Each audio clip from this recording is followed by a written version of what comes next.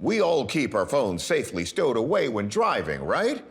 Well, that rule doesn't apply if you're flying on autopilot. And lucky for us, one pilot had his hands free and his phone ready to capture a one-of-a-kind video. Prepare for takeoff. February 2020, an Airbus A320 is on a routine flight soaring over Medellin, Colombia. Little does the captain know he's about to find out he's sharing the friendly skies.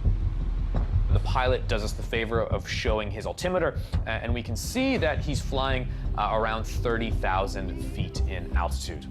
The pilot then points his camera phone out of the cockpit window, and watch this as he zooms in. A metallic-looking object, a polyhedron of some sort, whizzes by in a straight line.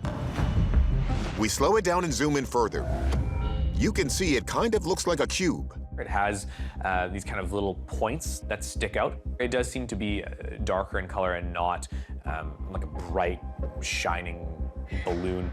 Whatever this is, it definitely shouldn't be there.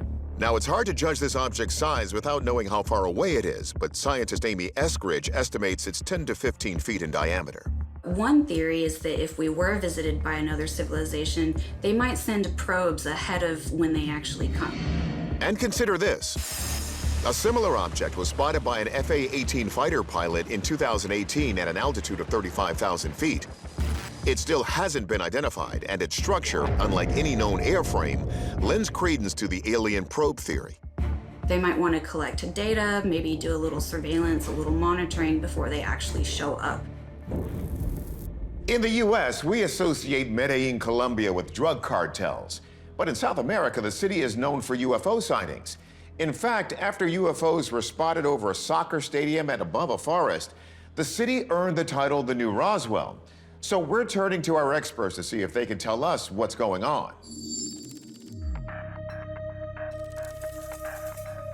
I've analyzed several videos in depth of UFOs and UAPs over the course of my career, and the way that it's traveling on screen in the area of the clouds does appear to be consistent with recordings that I have deemed authentic. So while Primo can't find anything technically wrong with the video, something just doesn't look right to him. What caught my eye is when the camera's panning up to the skyline, the operator instinctively zooms in, almost like he's expecting this object as it's coming towards the airplane. This was peculiar to me. So the feel of the video upon visual analysis feels staged. But Primo thinks it's possible the pilot was just plain lucky to zoom in right as the object flies past the plane. MJ Banias agrees. Pilots are the people who work in the sky and operate in it, so they're going to have the best view of any potential UFOs around them. We turn this video over to our aviation expert, Tim McMillan. He thinks whatever was shot over Medellin is too slow to be any kind of plane or missile, and it looks nothing like a drone. Initially, when it starts coming, I thought it's probably a balloon. Regular helium balloons rarely make it to this altitude. When they get this high, the helium expands and the balloon pops. But solar balloons are different. Used as toys or for research, they're usually made from dark material to absorb the sun's heat. They rise as the air inside warms and expands. They've gone as high as 46,000 feet, but in general, when they hit the cooler air up high, they start to lose shape and altitude. It's just too cold for them to stay aloft.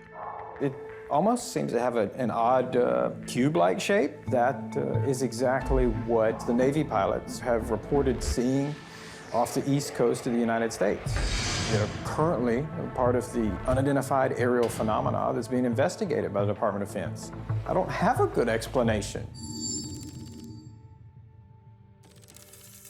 So, assuming it's not a hoax, it's certainly not a drone or a known aircraft. It's possibly a balloon. I mean, when you look at that speed, your mind goes there.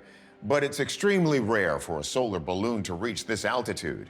By process of elimination, we'll go with genuine UFO. So humans might not be the only pilots up in the sky.